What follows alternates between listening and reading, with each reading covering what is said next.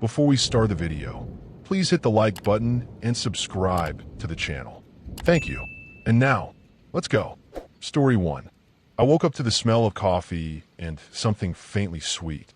For a moment, I thought it was a phantom scent conjured by memory. It had been ages since I last woke to the smell of hazelnut creamer, her favorite. I lay still, eyes closed, trying to chase the sleep fog from my head. Maybe I'd left a window open and it was coming from a neighbor's kitchen. Then I heard humming, a low, lilting hum following a tune I almost recognized. My heart stumbled. It was exactly how she hummed when she cooked in the mornings. I felt like I was being yanked from one reality to another. It couldn't be. Becca had been gone for 18 months. Gone as in divorced, ripped out of my life. We hadn't spoken in a year. The last I saw of her was on the courthouse steps after signing the papers. Her eyes red and lips trembling, my chest so tight I could barely breathe. She drove off, and I told myself I'd never look back. So hearing her humming in my kitchen on a Monday morning was enough to make me question if I was still dreaming. I stayed frozen under the sheets, listening. The coffee aroma was real. So were the faint clinks of dishware. And that melody, God, it was the old Ella Fitzgerald song she used to play. She was in my kitchen. I slid out of bed as quietly as possible. A cold dread coiled under my ribs. If someone was in my house, I needed to be careful. If she was in my house, I had no idea what to do. Call the police on my ex-wife for breaking in? The thought made me hesitate. Maybe I should call out to her. Or maybe this was some kind of elaborate dream, manufactured by equal parts loneliness and guilt. I crept down the hallway. The closer I got to the kitchen, the more undeniable it became. The humming grew clearer. The coffee maker gurgled. I even heard the faint scrape of a spatula on a pan. Something sizzling. My mind was doing somersaults. I peeked around the doorway, half expecting a stranger or a hallucination. Instead, I saw her. Becca stood at my stove, her back to me, humming quietly as she pushed something around in a frying pan. She was wearing one of my old t-shirts, faded navy blue with our college emblem on it, as if it were the most natural thing in the world. Her dark hair was pulled up in a messy bun, and she looked so much like the last morning we shared under the same roof that I felt a physical ache in my chest. I must have made some involuntary noise, a sharp intake of breath, or a shuffle of my feet, because she turned when she saw me standing there. Her face lit up with a smile, warm and guileless. "Oh, hey, sleepyhead," she said just like she used to. "I was going to surprise you with breakfast in bed, but I guess I took too long." She laughed softly, as if nothing about this was strange, as if she belonged here. I gripped the doorframe. My knuckles were bloodless and white. This was wrong. This was so profoundly wrong that I couldn't even find words. "Be Becca," I managed to choke out. Her name felt foreign in my mouth after so long. I realized I hadn't spoken it aloud in over a year. She tilted her head, that concerned little wrinkle forming between her eyebrows. "Who else?" She stepped forward off the kitchen mat, and I reflexively took a step back. Her smile faltered, confusion creeping in her brown eyes. "Are you okay, hon?" she asked. She reached out as if to feel my forehead for a fever. I jerked away before she could touch me. The movement was instinctive, something between fear and disbelief. Her hand hovered in the space between us before she slowly let it drop. "You look like you've seen a ghost," she said with a half chuckle, clearly trying to lighten the mood. Her smile returned, but looked more unsure now. I couldn't reply. My tongue felt glued to the roof of my mouth. A ghost. That's exactly what she was in a sense. A ghost of my past life manifesting in my kitchen on a perfectly ordinary morning. My heart hammered as adrenaline started to flood my system. This had to be a prank or some kind of breakdown. Maybe I was hallucinating or I'd finally lost it from his solitude. I had heard of people losing time or seeing dead loved ones. Only Becca wasn't dead. She was just supposed to be gone. "Do you want some coffee?" she asked gently. She held out a mug toward me, as if coaxing a wild animal. I noticed then that she'd set the small kitchen table. 2 places, a plate with toast and scrambled eggs at one seat. My usual breakfast, down to the 2 pieces of wheat toast and the pat of butter on the side. I swallowed and forced myself to speak. "What are you doing here?" I said. The question came out hoarse and too low, almost a whisper. Becca blinked. Making you breakfast? She said like it was obvious.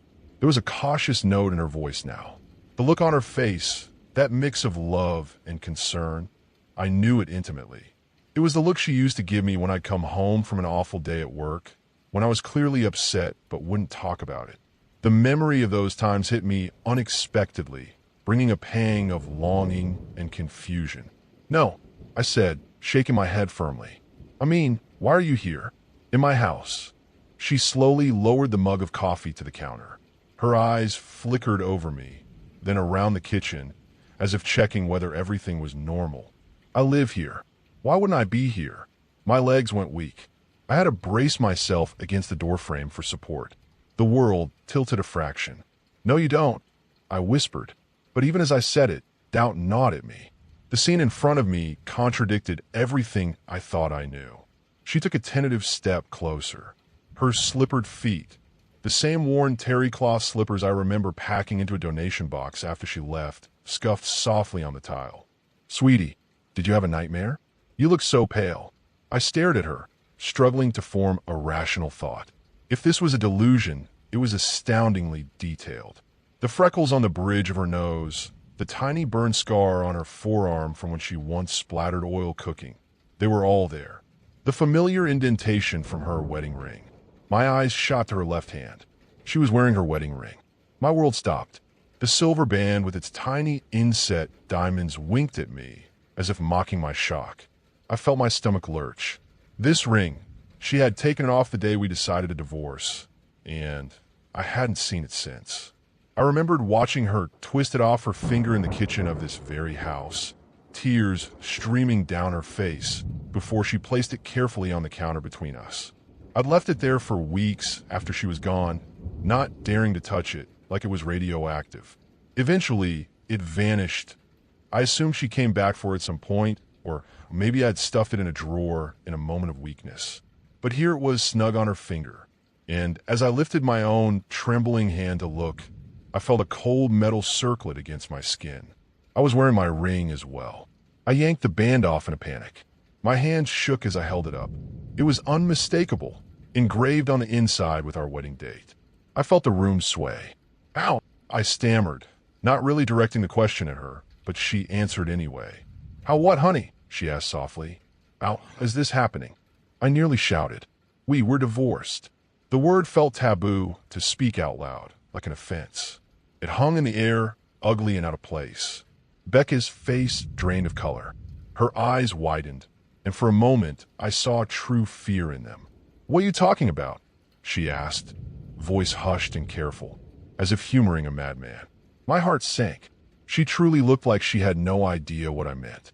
Either this was a cruel joke and she was a masterful actress, or something was horribly wrong with either me or reality itself. I stepped back into the doorway, putting more distance between us. We're not married, I said, enunciating each word. Not anymore. We signed the papers last year. You moved out. We haven't spoken since. As I spoke, a strange confidence filled me. These were the facts, the truth I remembered. Saying them out loud anchored me, gave me a script of sanity to hold on to. I expected at any second that her face would break into a guilty smile and some friend with a camera would pop out and yell gotcha, because otherwise. But no such reveal came. Instead, Becca's expression twisted, hurt and confusion bleeding into anger. This isn't funny, she said. I saw tears glint in her eyes, and her voice wavered despite the anger. Why are you talking to me like this? I opened my mouth, but she barreled on, voice rising. That's a horrible thing to say. Your name? She almost never used my full name. Hearing it now was like a slap. How could you even joke about that? I'm not joking, I said. My throat burned. She had to understand. I needed her to understand. We did divorce. Last year. Don't you remember? My voice was pleading now. Her eyes glistened, bewildered and hurt. You promised you'd never put me through that again, she said unsteadily. Why are you doing this? What did I do wrong? My heart cracked. She sounded exactly like she did the day I actually left, haunted, pleading. I realized she truly had no idea what I was talking about. Either the world's cruelest prank was unfolding, or I was losing my mind. You didn't do anything, I croaked. I don't understand what's happening. She wiped her eyes, trying to steady herself. Maybe we should call someone, your mom, or a doctor, Mom. My mother had been my rock through the divorce. If anyone could confirm my version of reality, it was her. I'll call Mom, I said, grabbing my phone off the counter with trembling hands.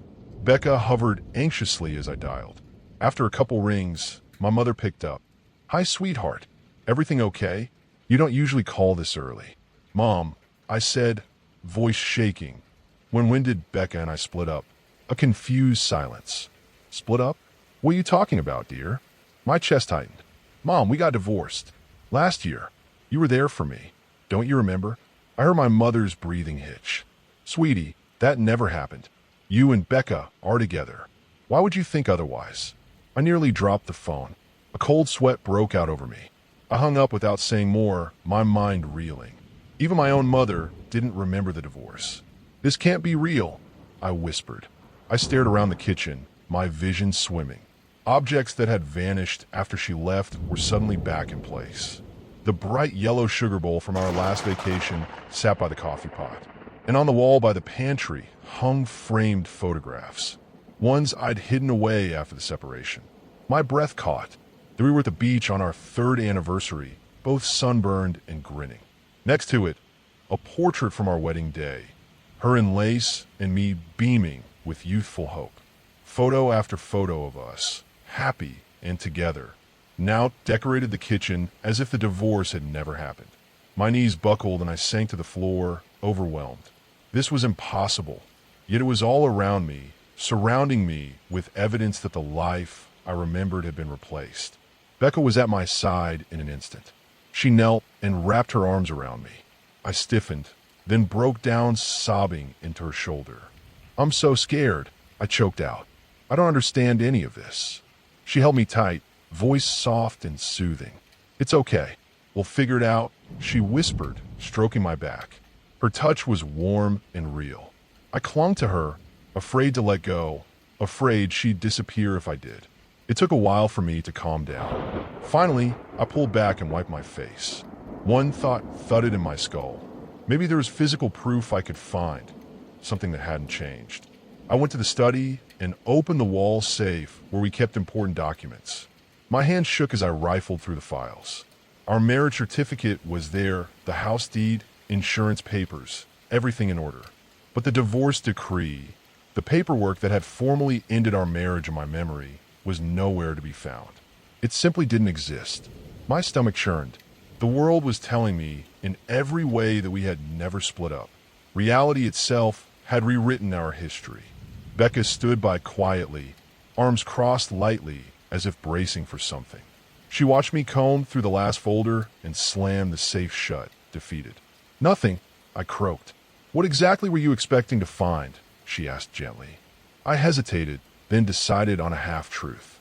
I thought maybe I'd find something to prove these other memories I have. But nothing's there. She moved closer and put a hand on my arm. Her concerned stare made my throat tight. Sweetheart, maybe we should go to the hospital. You might have had some kind of, an episode. This sounds like serious memory loss or confusion. I'm really worried. She was right. What else could we do? But I couldn't shake a deep sense of dread that doing so would seal some fate. Still, I had no explanation and I was scared. I nodded reluctantly. Okay, let's go, but can you drive? I'm feeling a bit out of it. Of course, she said immediately, relieved that I was cooperating. At her urging, I let her take me to the hospital that afternoon. I went through hours of exams, neurological tests, scans, consultations. Everything came back normal. The doctors were perplexed. One gently suggested I might be experiencing a stress-induced dissociative episode. In other words, my mind had conjured a false memory of a divorce that never happened. We returned home with no real answers.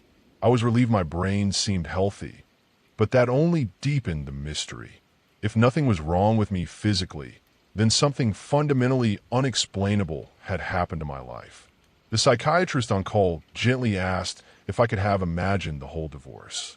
I had no answer that didn't make me sound insane. That night, sleep came in uneasy fits.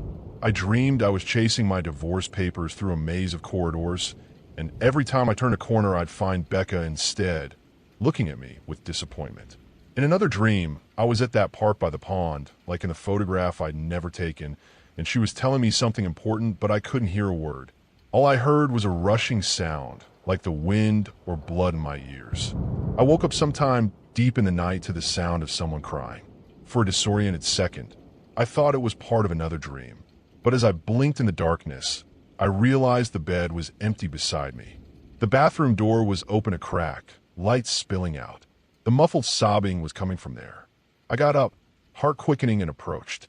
Through the gap I saw her, sitting on the tiled floor in her pajamas, back against the tub, face buried in her hands as her shoulders shook with silent sobs. "Becca," I whispered, pushing the door open gently. She startled, hastily wiping her face. "I am sorry," she said, her voice thick with emotion. "I didn't want to wake you." I lowered myself to the floor next to her. Seeing her cry broke something in me. "What's wrong?" I asked softly. She let out a shaky breath, trying to compose herself and failing. I'm scared." "Your name? I don't know what's happening to you. You really don't remember our last year together? Any of it?"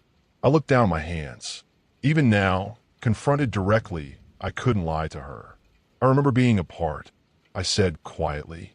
"I remember us ending." She choked back a sob. I continued, voice trembling, spilling in a hushed tone the way things had gone in my mind. How we drifted, how fights escalated, the decision to separate. As I spoke, she listened, tears rolling down her cheeks. I told her about signing the papers. That final moment, I saw her as my wife, and then not. By the time I finished, my eyes were wet too. It felt like eulogizing a lost loved one. "That never happened for me," she whispered. "Yes, we had problems. We even separated for a week, but you came back. We worked through it. I thought we were stronger now. But today you woke up, and it's like you forgot all that. Like you replaced our hard-earned happy ending with, and it was just gone." Her voice trembled on the edge of breaking again. I closed my eyes. Happy ending. In my world, I had robbed us of that. Hearing that in her reality, I didn't leave, that we fought for each other and made it gutted me. It was like hearing about someone else living my life better than I did. She sniffled. "I keep thinking, what if you wake up tomorrow and don't know me at all? Or what if this other memory of yours is real somehow, and I'm the one who's..." I don't know, imagining things. Her hands twisted nervously in her lap. I feel like I'm losing my mind too. Instinctively, I reached out and took her hand. "I won't let that happen," I said, voice raw. "I'm scared too, but I know who you are. I promise I won't forget that, no matter what I remember or don't." It was a confusing statement, but she squeezed my hand, maybe understanding what I meant in her own way.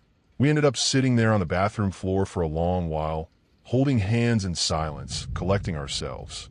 Eventually, we returned to bed. This time, when she scooted closer and rested her head against my chest, I didn't flinch or pull away. I put my arm around her, drawing her in. Her warmth, her heartbeat against my side. I focused on these real physical sensations. Whatever else was real or unreal, this was tangible. She was here, and so was I. In the days that followed, life took on a tentative rhythm. I was afraid to be alone, and she was afraid to leave me. So we spent most of our time together. I took a leave from work, explaining I was sick. She did the same. At her urging, I went to see her friend who was a neurologist for further evaluation. More tests, more waiting. Every scan said I was fine. My brain was perfectly healthy, which in a twisted way was terrifying. If nothing was physically wrong, then how could I trust what was in my head? But as those days passed, a strange thing happened. I started to remember little flashes of the life I supposedly had with her this past year. Or maybe remember isn't the right word. More like I experienced moments of familiarity that I hadn't before. For instance, on the third day, I was making coffee. I insisted on taking over the morning routine to give her a break.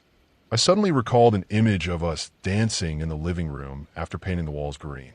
It came out of nowhere, but it was vivid. We were covered in paint smudges, a splotch of sage in her hair. laughing as some cheesy 80s song played. That never happened in my reality, but as I stood there, I remembered it like it had.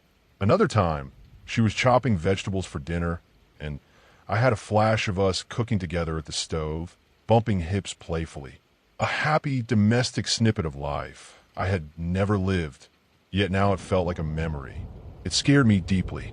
It felt like my mind was betraying me, giving ground to whatever shift had occurred. At first, I didn't tell her these incidents, but I think she could tell when it happened.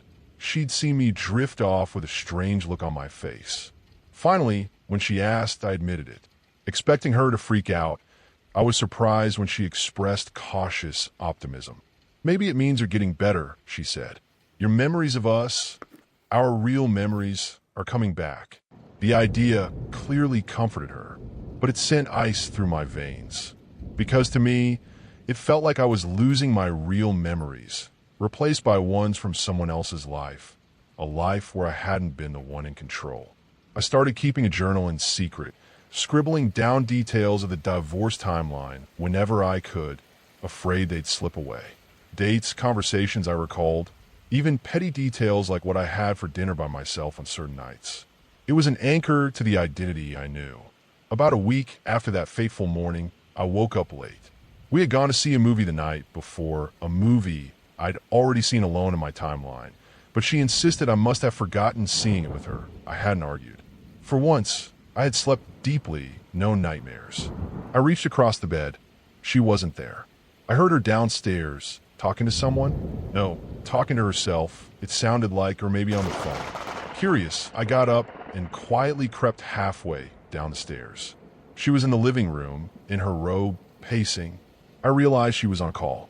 "I'm telling you, he's different," she was saying, voice hushed but intense. "He's trying, but I can see it in his eyes. Sometimes he looks at me like I'm a ghost, or like he's the ghost. It breaks my heart. I don't know how to help him." I winced. She must have been talking to her sister or close friend. I hadn't considered how awful this must be for her, living with a husband who woke up one day convinced they'd split up. There was a pause. She was listening to whoever was on the other end. Then she spoke again, words that made my stomach drop. No, I haven't told him. How do I even bring that up?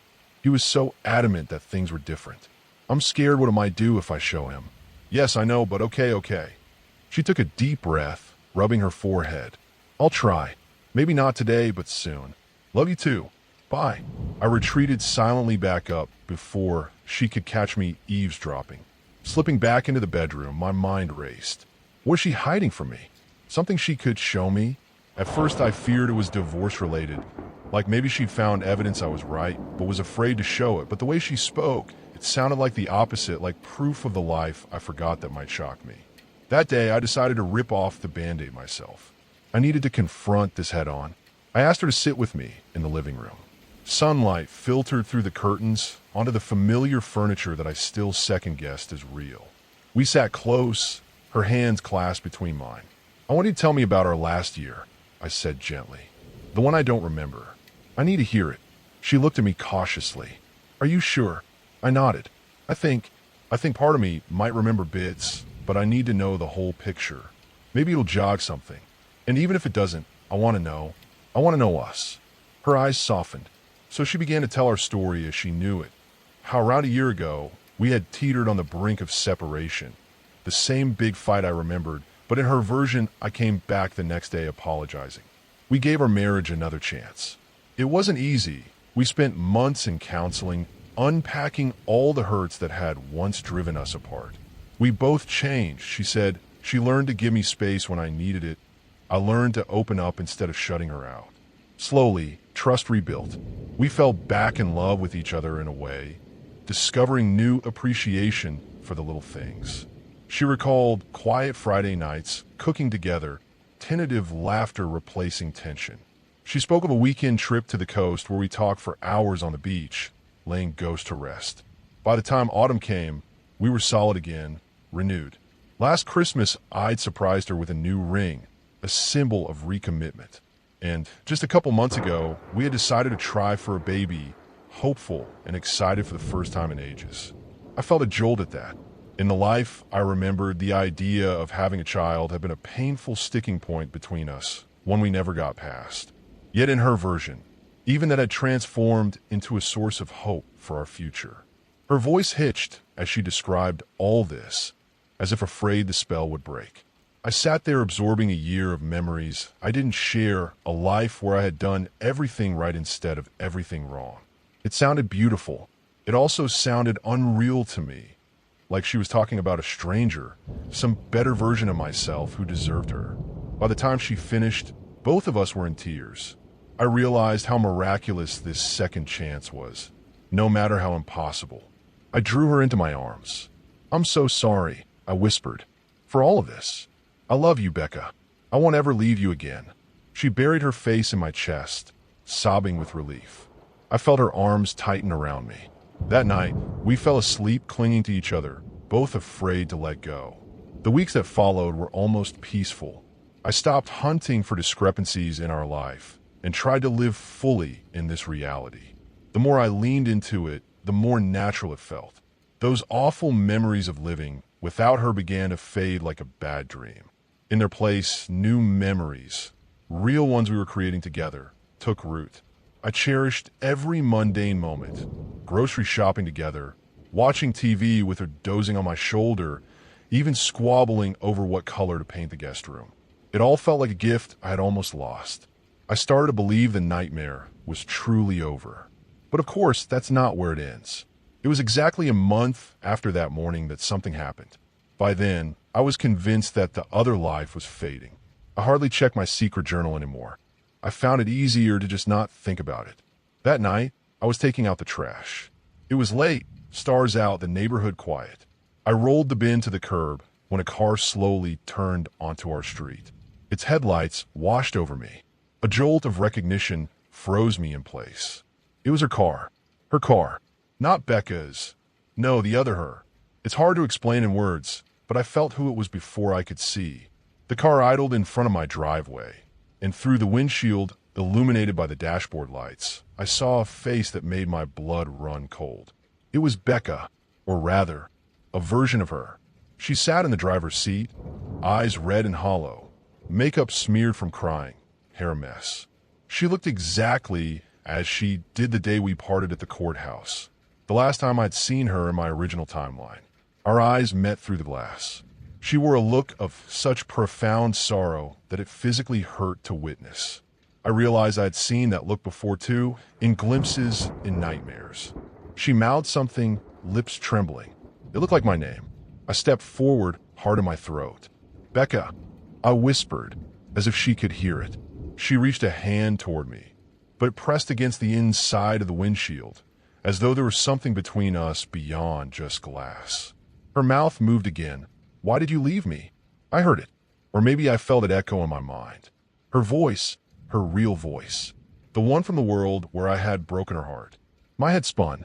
I looked back at the house where inside, my wife who never experienced that pain, was cheerfully setting the table for a late dessert, oblivious to what was outside. I turned back, tears spilling down my face. The car was gone, as if it had never been. Just the quiet street and distant hum of a neighbor's AC unit. I stood there shaking, not from fear, but from a deep well of guilt and confusion. That was her, the other her from the life I left. She was still out there, maybe not in this reality, but somewhere full of grief I caused. And I, whatever version of me I was now, had been allowed to escape that and find happiness in a cheat of cosmic logic. I stumbled inside, trembling. My wife, this reality's Becca, saw my face and rushed to me. Hey, what's wrong?" she asked, alarmed. What could I say? I couldn't speak. I just clung to her as if she'd vanish. She held me tight, whispering soothing words, not understanding as I quietly broke down. I never told her what I saw. How could I? It would sound like a delusion, a relapse. Perhaps it was. Perhaps I hallucinated the embodiment of my guilt for the life I left behind. But I think back to that sentence. She never changed, I did. Now I truly understand. The Becca I divorced and the Becca in my arms were one and the same at their core, loving, devoted, and undeserving of the pain I gave them. It was me who had wavered, who changed course. One version of me left and destroyed a life. Another stayed and rebuilt one. And by some impossible grace, the quitter me was erased, and I was given his place. The version of me that left her no longer exists in this reality. I am what remains, a man who knows the agony of losing her and will do anything to never feel that again. Late at night, when she's asleep beside me, I sometimes wander the house and feel like a trespasser, like I stole this life from my other self, or maybe from the other her. The photo by the bed of us in front of the painted wall, I don't remember the day it was taken, yet there I am smiling in it. Who was that man if not me? Where'd he go? Sometimes I feel him, the other me, around the edges, haunting the halls with regret. Or maybe that's just my own guilt wearing a familiar face. Every day, I wake up afraid that this fragile piece might break, that I'll open my eyes to that empty house again, the ring gone from my finger, all these new memories dissolved like mist. That perhaps I'll find that car idling outside again, and this time will take me back with it. I hold her close at night, probably tighter than I used to. She doesn't complain. I tell her I love her daily now, something I apparently struggled to do before. I become the man who didn't leave, and I play the role so well that even I believe it most of the time. If this is a second chance, I intend to earn it. Yet in the dark, as I listen to her breathing, I sometimes apologize under my breath to the other Becca, the one out there in some fractured timeline, whose life I ruined. I like to think in that moment, the man who belonged there, the one I replaced, he's whispering apologies to my Becca for the same sins, across whatever barrier divides us. Maybe that's the price of this miracle, to always remember what I did, in a world that pretends it never happened. A quiet kind of horror underlining every tender moment. In a way, I envy the man I became here, a better husband, a kinder soul. But I also know that he only exists because the worst parts of me were burned away by regret and then scrubbed from reality. She never changed. I did. Or maybe some force changed me. Either way, the man who walked out on her has been erased, and I remain in his place. Most days, I can almost forget he ever existed. But in the stillness of midnight, when I watch her sleeping safely in my arms, I whisper an apology to the darkness for that version of me and for the woman I saw in the car. I tell them I'm sorry. I tell them it's not wasted, this chance I've been given. I promise them that their story, that heartbreak, was not for nothing. And as I lie there, I feel both the weight of my guilt and the weight of her head on my shoulder. I exist in between, caught in the quiet horror of knowing how easily I could lose all this again. I hold my wife close, and I keep my eyes shut tight against the darkness, hoping that the ghosts of my other life have finally settled. Because I'm here now. I'm her husband again, and I will be until my very last day. I'll never become that ghost again, no matter what reality I'm in. Story 2. I had never been one to get scared easily, watching horror movies late into the night while my husband slept upstairs, reading creepypastas, hell, even coming up with bone-chilling campfire stories with my friends during sleepovers when we were young. All that changed just a week ago. I don't know what this thing is. I got up from binging a bunch of horror videos on YouTube with a sudden craving for something salty. When I entered my kitchen, it was dark save of the glow from my phone. My fingers swiped to One More Short, an eerie song sounding from the speakers when I looked up. From a distance, under a light pole in the street, I saw someone. Something standing there. My eyes glanced at the clock on my stove, and it read 1:05. What an odd time for someone to be outside, I had thought to myself. I stepped closer to the open window over my sink to get a closer look, just to see if they needed any help. "Hey," I called out. As soon as it turned to me, my blood ran cold. Its eyes were bloodshot, the pupils expanded, so much the color of its eyes looked black. But now that I think back on it, I'm really not even sure it had an iris, just a gaping black hole where it should have been. Its bloodshot, hollow eyes was accompanied by thick black rims surrounding the eyes, dark circles, and sunken in cheeks as if the person hadn't slept in weeks. The thing that got me the most wasn't the appearance of it, though. No, it was the images that popped up in my head and the feeling that overcame me. I saw myself as an old, withered woman, my face wrinkled from age as I laid in a bed. In the image, my husband was nowhere to be seen, and tears streaked my cheeks as I fell asleep just to never wake up again. The feeling that washed over me was sorrow. A wrenching sorrow that ran so deep I can't even begin to explain it with words. Then nothing. Just an emptiness. The next thing I knew, I was waking up in a stupor on my kitchen floor. When I got myself back up and looked outside, the thing was gone, and the time on the stove clock now read 2 o'clock. I'd been in so much shock at what I had experienced, I passed out for almost an hour. I went to bed that night shaken, the warmth of my husband's body next to me barely able to calm me to sleep. The next night, I had told myself I just imagined it. I was just exhausted from my work week, and maybe all the horror I was consuming on an almost nightly basis was getting to me. Until I saw it again. Like the night before I had entered my kitchen ready for a glass of water after watching one too many horror movies since it was my day off. When I looked outside the window with my glass in my hand, I almost dropped it. There it was, only closer now.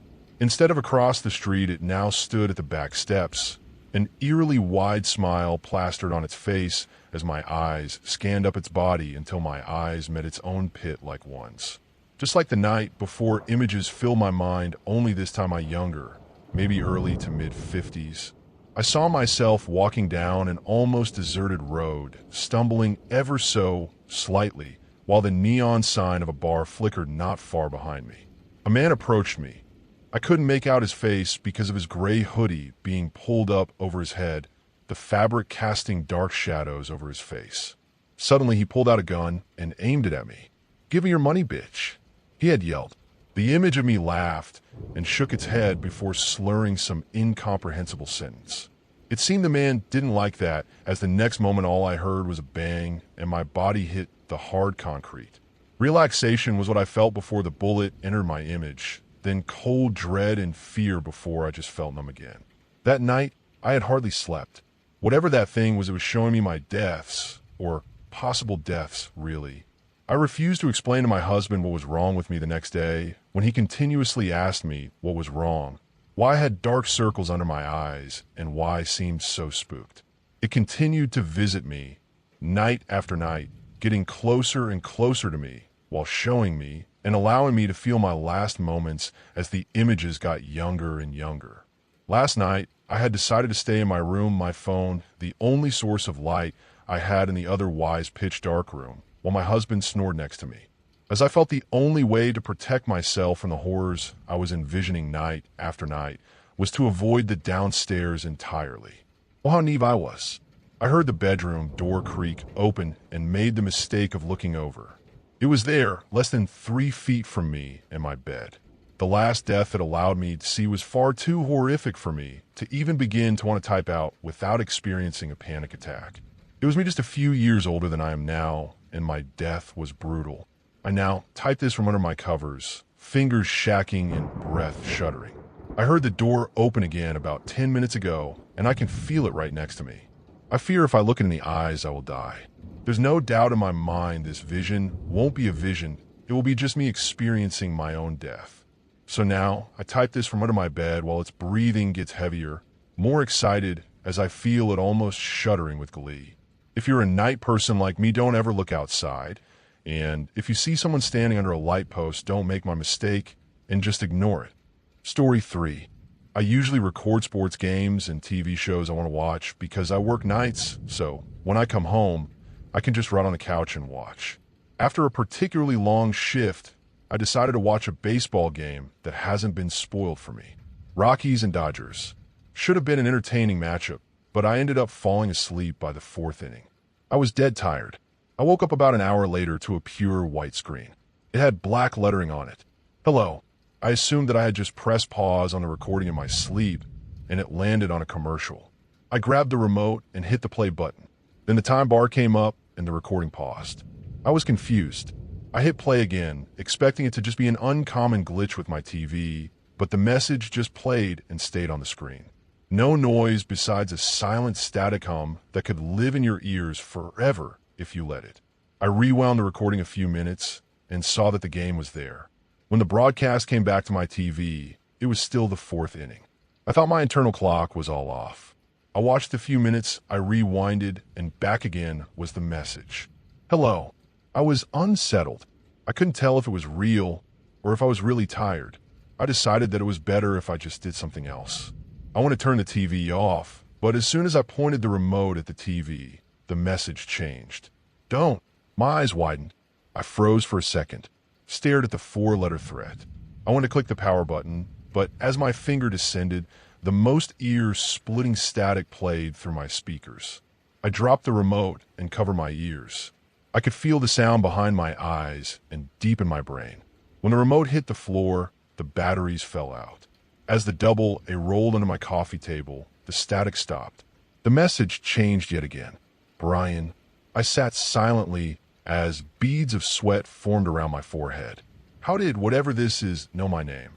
Another change. Help. I didn't know what to do. I started to get up to find my phone to tell others to turn on the game. I started to slowly rise off the couch. Sit. It felt like the silence was yelling at me. I didn't listen this time, though. I continued to get up and go find my phone in the kitchen where I left it before I fell asleep. I made sure to keep my eyes on the TV while I did it. I grabbed my phone, and right before the ear-splitting static came back, the message changed again. Now! I tried to fight the noise, but I couldn't. It felt like if I didn't go back and sit, I would have gone deaf. I was worried about my neighbors and that noise, but no one came knocking. I struggled to get to the TV, but I made it, ears intact. The familiar message from before came back. Help! I walked towards the TV and ushered one word to the screen. Ow! The word abruptly vanished. Only a white background remained, almost like the TV was thinking. Push. That stayed on screen for a second, and it was followed by another word. Hand. Then it flashed between the two back and forth. I didn't know what it meant at first. I walked up to the flickering phrase and pressed my hand to the blank space to the right of the words. It was ice cold to the touch. After a few seconds, I saw something out of the corner of my eye. On the left side of the words was the outline of a face. It looked like a face being pressed onto a bedsheet or one of those pin art toys. It was looking in my direction, and when I looked over, the impression moved across the screen to my side and disappeared. My hand slowly got really hot, and suddenly, and without warning, my hand was pulled through the TV. It was a mix between extreme heat and the feeling of being degloved on the other side. I had to put my hand on the wall to steady myself and pull back, because not only was the pain intense, whatever was on the other side was trying to pull me in. As I could feel each inch of the skin on my hand and lower arm being peeled away, I looked over and saw the message changed. Thank you. I pulled with all of my strength to get my hand out of the screen. As I pulled harder and harder, the static returned. Through the static was a bellow that shook my soul. It sounded like a cacophony of screams, all at different pitches. I then joined the chorus of agony and screamed myself hoarse. I couldn't feel my hand anymore, but the pain was still there. With all the strength I could muster, I reached into my pocket with my other hand and pulled out my cell phone. I started hitting the TV with it, hoping whatever it was would release me. I swung again and again awkwardly across my body, trying and begging through screams to let go of me and make the pain stop. My vision started to fade from pain and exhaustion. I had one more good swing in me and swung hard. The impact cracked my phone, but my hand was freed. I pulled my hand out of the TV and fell backwards. The ensemble stopped and was replaced by a loud and droning beep, high-pitched and stomach-churning. I threw my phone as hard as I could at the screen. Right before it connected, the face of the screen pressed against the LED, and I could see its mouth agape. Next to it was a handprint in the same fashion. The message on the screen turned red and was flashing, as if it had some urgency. Help! The phone cracked the screen, and small bits of glass fell onto my floor. The red message disappeared, and the incessant beeping was brought to an abrupt and disturbing end. A huge crack shone across the TV. From it, a tiny drop of blood came down from it. My hand, it was gone. Halfway up my forearm was missing, and it was perfectly cauterized. I took down my TV after that. I wiped the blood off and put it on the curb for trash pickup. That was a few days ago. Trash day is tomorrow, but the TV is gone. Story 4. The inevitable. I got weak. The fight between my morals and my sanity raged for 4 years, and I broke. I just need you to understand that I didn't want to do it. I was driving home from where I would hunt in the mornings. When I saw her, she was around my age. She had blonde hair and green eyes, kind of thin but healthy. Seemed she was trying to get a ride somewhere, so I obliged.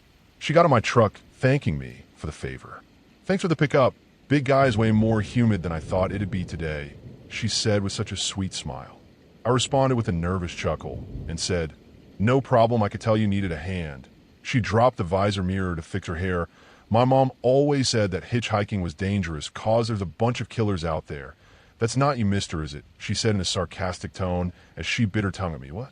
No. Well, I mean, I hunt, but that's about the only killing I've ever done." I choked out. "Well, good, 'cause I don't look good enough today to die like this," she said with a snarky chuckle. We drove for about 20 minutes before I started to hear the bells. "God, not them again. I can never catch a break," I said with an annoyed sigh. "What are you talking about?" She craned her neck to peer out of the rear windshield. Did she think we were being followed? The bells. The bells are starting to ring. I assumed it was obvious what I was talking about. It was too embarrassing to add that the bells rang because my shot earlier that day had missed and my hunt had failed. She started to move closer to the door and sheepishly mumbled, "Oh, no, Eve never really heard something like that before." She had that same sweet smile. It's almost like she meant it before she followed up with, "You can drop me off at the stop sign at the end of the road. I can walk from here. My mom doesn't like me riding with strangers, and I don't want to get in trouble." I sat in silence, only giving a nod to her as the bells started tolling louder and louder. My ears started ringing. I had to do something. No, I needed to do something. I grabbed her. I couldn't take it anymore. Every thought about stopping or letting her go was drowned in an orchestra of metal banging metal. I wrapped my hand around her throat. She was thin, so I enveloped her whole throat, and I squeezed and squeezed. I felt the muscles in her throat fighting against my hand for breath. I watched her eyes plead and beg for me to stop, but the bells, they hungered for suffering, and I was done giving them my own. I watched her eyes glaze over, and she stopped fighting. I didn't stop choking her till I knew for certain she was gone. The bells clanged once more with laughter on the melody. I stripped her and burned her things in the woods and dumped her body in a nearby hog den. It started when I was 13. I would hear bells in the distance most days. I figured that it was some kind of church that would ring its bells at noon. Since I grew up in the southern parts of the United States, that was far from out of the norm, or so I thought. When I was around 16 was the first time I saw him, or I'm not sure really at this point. I was at the park with some friends. We were fishing in the local pond when I heard the bells again, but they were very close within the park. I tried to ignore them like I had in the past, but the droning was deafening. I could feel it in every part of my body. It was like someone threw me in a washing machine and hit an ultra spin cycle. I made up a reason that I had to get home to my friends, something about having to help with dinner. On my walk home, the bells followed me. I couldn't escape them. I tore off through the nearby woods from the road. I ran for how long. I was in deep swampy marshland before I collapsed to my knees. The bells were assaulting every part of my body. My insides felt like I was being chewed up by some monumental force. My bones were grinding against themselves, trying to escape the tolls with no luck. Then there was silence. The marsh was quiet. I looked up to see a figure walking through the water. The steps made no sound, which made no sense. This figure was large, almost tall enough to touch the power lines that run along the roads. Its body was disproportionate. Its arms were long, hanging to its knees. Its torso was gaunt and long, but the part that made me start freaking out the most was its head. It was a huge church bell. I don't even know how its body could support it. The weight would seemingly crush its frail body. Its silent approach through the land was interrupted by the snaps and crack of its bones. It seemed with each step its legs and spine were straining against its wrought iron weight. I did the only thing I could think of at the moment. I prayed. "Lord, I come to you," I whispered to myself as the bells started tolling once more. "My refuge, for protection from evil." I was speaking normally now, trying to drown out the bells. "Surround me with your love and shield me from harm." I was screaming to myself as I felt my ears ringing and my body turning to jelly, both physical and spiritual. "In your name, Jesus, I trust."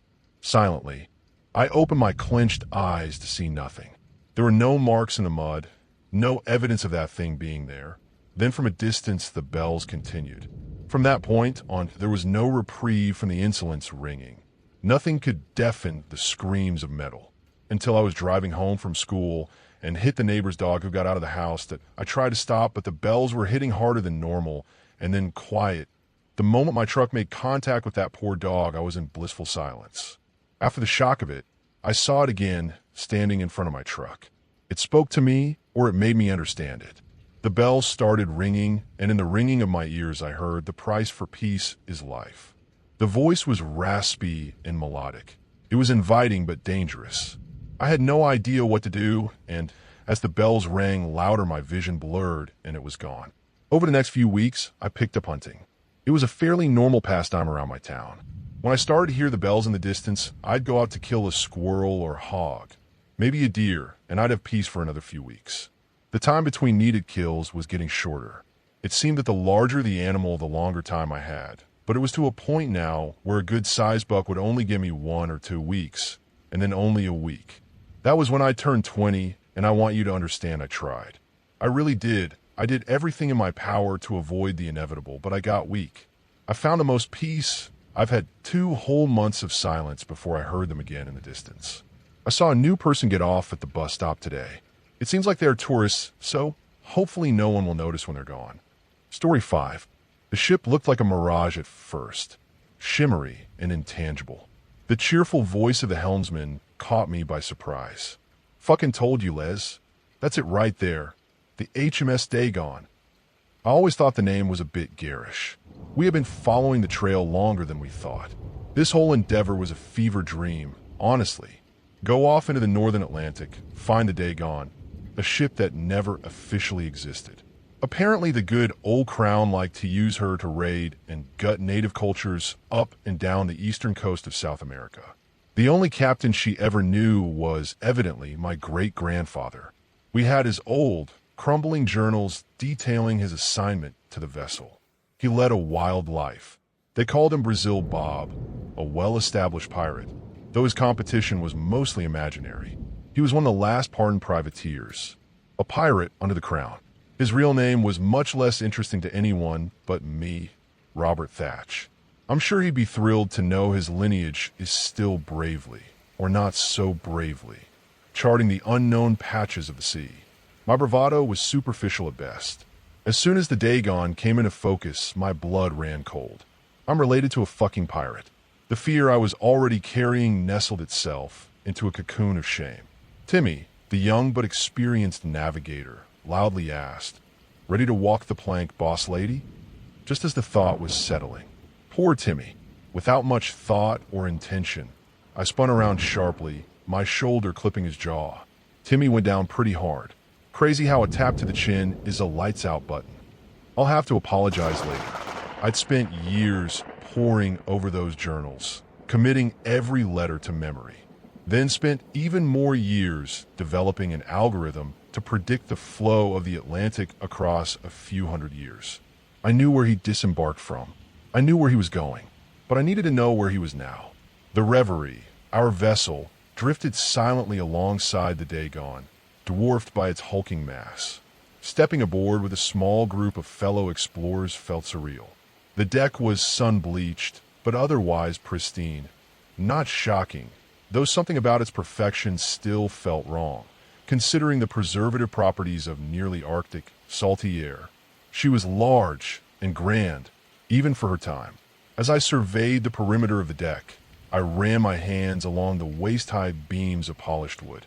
After a few minutes, I realized my eyes had closed, and all I was doing was feeling the grain of the luxurious timber. It was Timmy who startled me again. "Been that long since you've seen good wood, huh?" His voice was slightly slurred from the gauze in his lip, but his indecency was understood. "Asshole, Timmy, please, just shut the fuck up," I muttered monotone. He replied quickly, his tone a faux apology. "Oh, small, Lee. I was kidding. I know you think I'm funny. I have never once, in my half a decade, knowing Timothy Gonzalez, ever even snickered at his jokes." I stared at him, expressionless, signaling my irritation. Thatch women do not suffer fools. As I turned away from him, A glint of metal dangling off the mask caught my eye. I neared it and recognized it as a key. Not an old-timey key like you'd expect, but a modern one. The word master etched into its surface. Hey, which one of you hung this key here? Doesn't this go to one of our storage cases? I asked, mostly to myself. Their blank stares seemed mocking at first. Knowing I wasn't going to get an answer, I assumed someone was planning a shitty prank. Timmy. Fucking Timmy. I pocketed the key and continued my survey. The door to the captain's cabin was unlocked, so I helped myself in.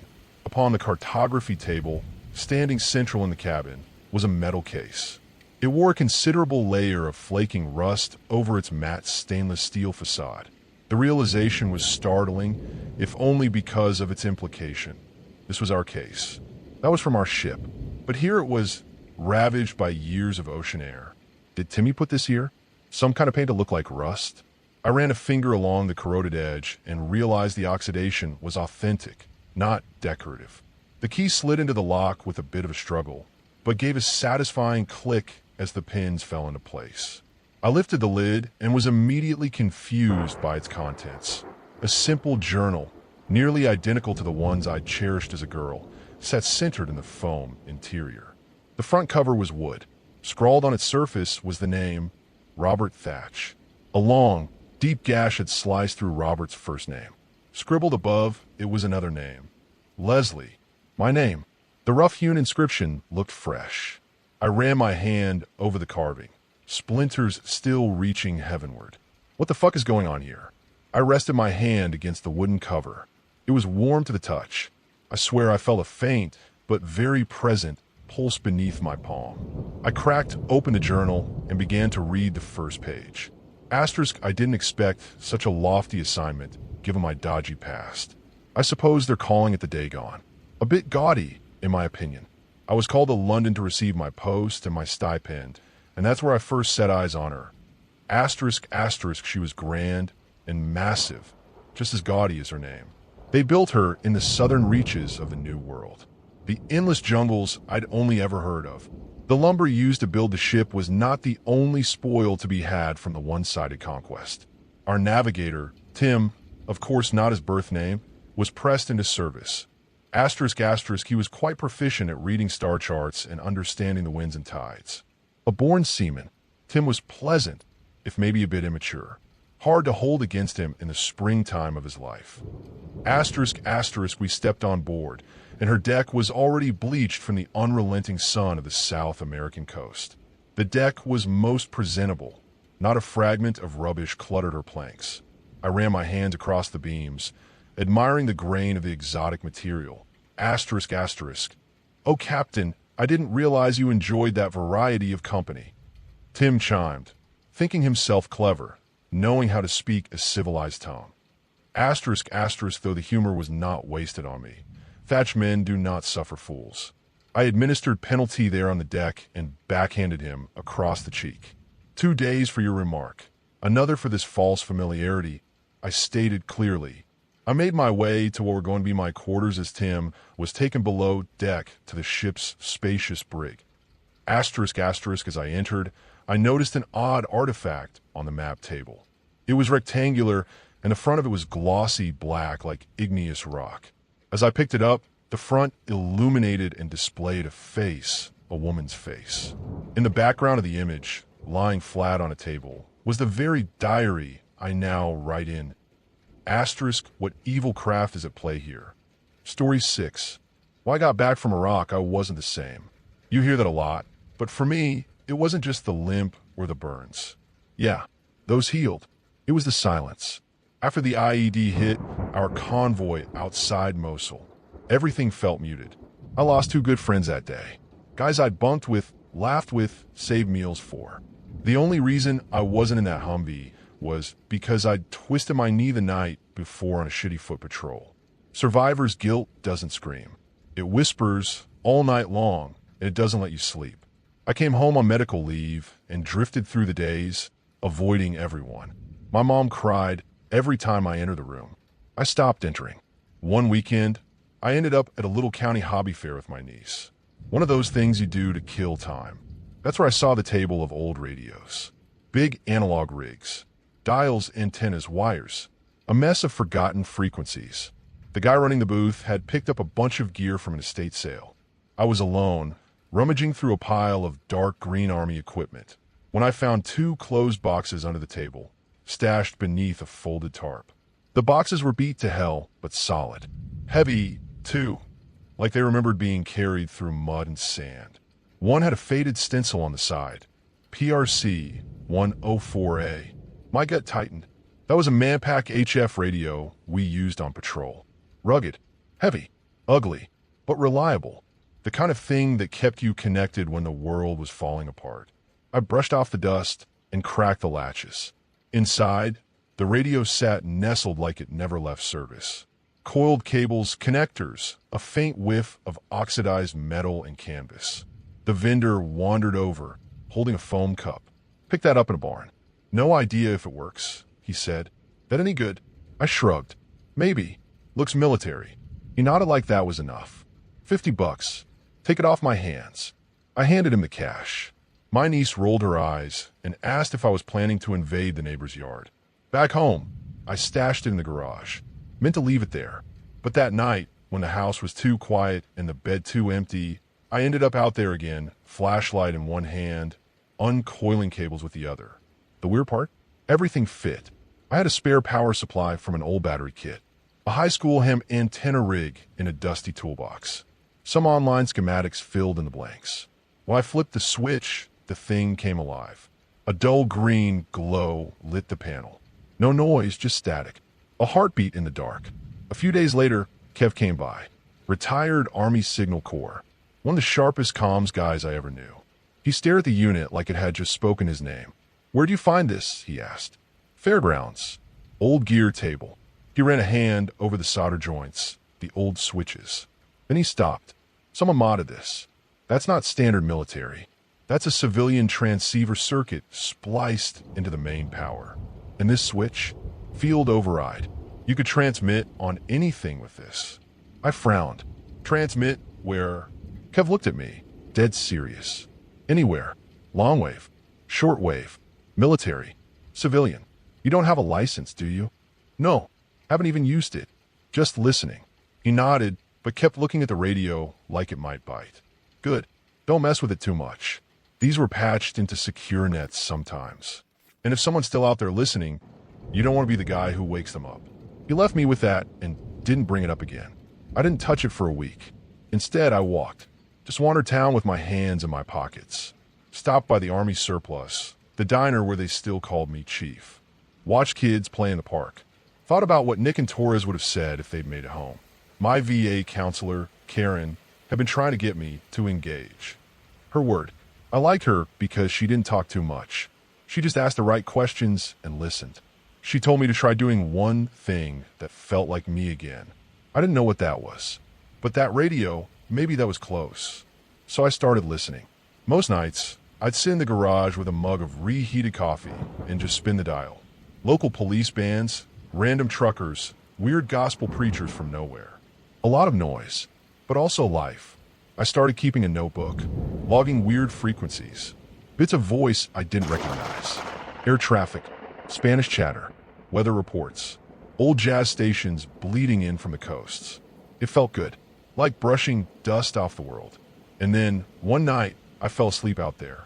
I must have nodded off in the chair, pen still in hand, radio murmuring beneath the static. It had been a long day. Group therapy was heavy. Some guy cried. I almost did too. Sometime near 3 a.m., I heard it. A single word. Gunny. Soft. Flat. Clear. I sat up so fast the chair nearly tipped. The pen hit the floor. The garage was still. Just static now. My call sign. I hadn't heard it since Mosul. No one at home used it.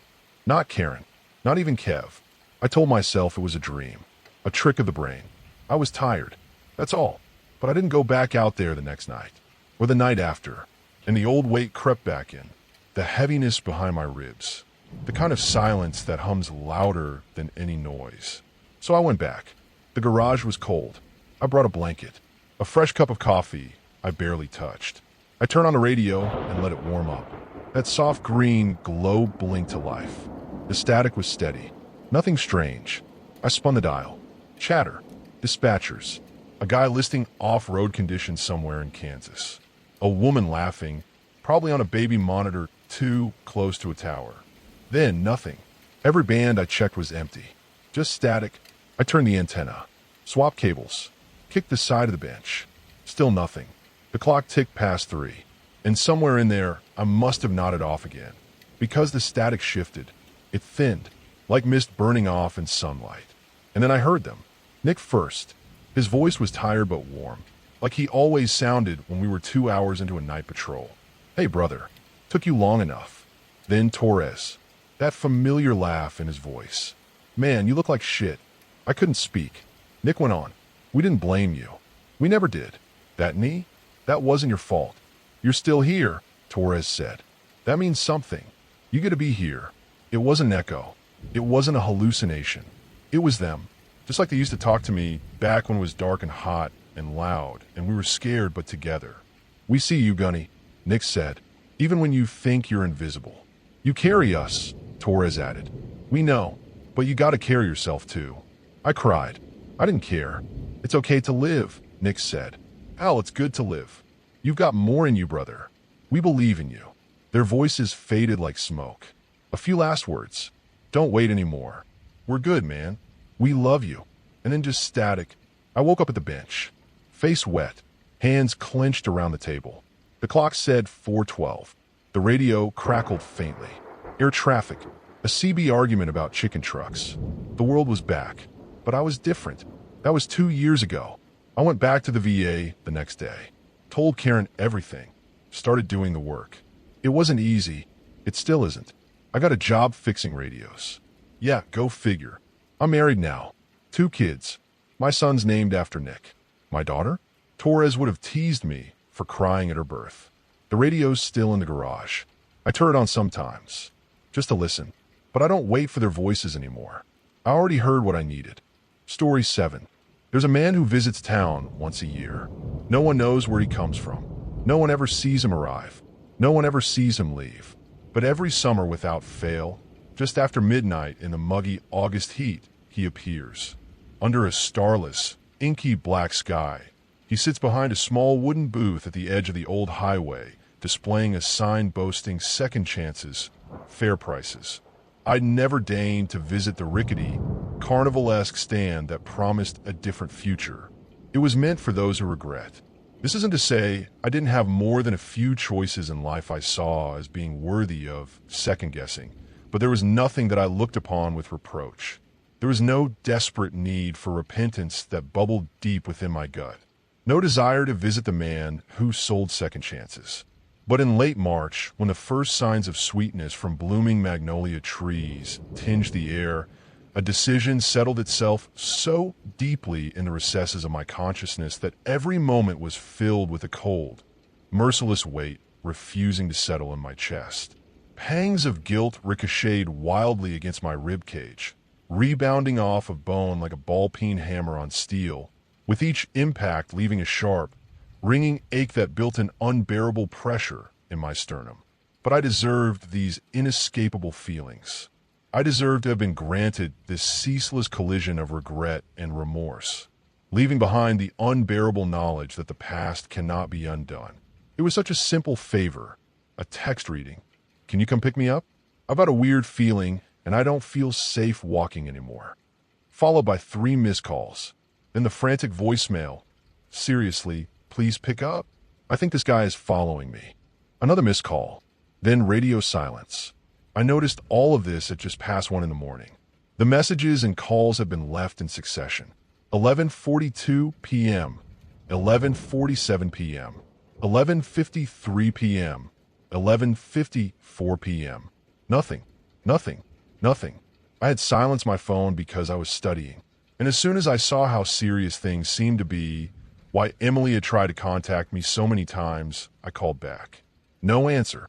I ran to my car, panic-stricken and feverishly dialing and redialing her number. I knew where she had been and the route she would have taken to get home, but no matter how many times I retraced the steps my friend would have taken just an hour ago, the street remained empty. It's June now, and the search for Emily has fizzled out. The police have resigned to the belief that she is dead, and if nothing has been discovered at this point, a body will likely never be found.